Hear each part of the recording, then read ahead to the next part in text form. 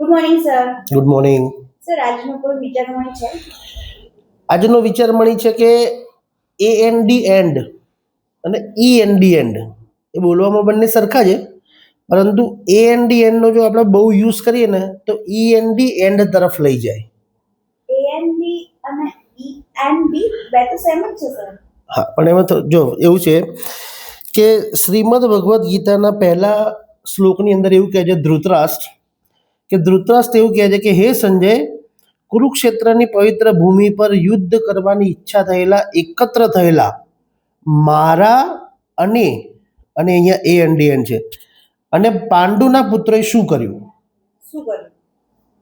એટલે આ એવું દર્શાવે છે કે મહારાજ ધૃતરાષ્ટ્ર જે દુર્યોધનના પિતા છે એ એમના પુત્રો અને પાંડુઓના પુત્રોને અલગ સમજે છે.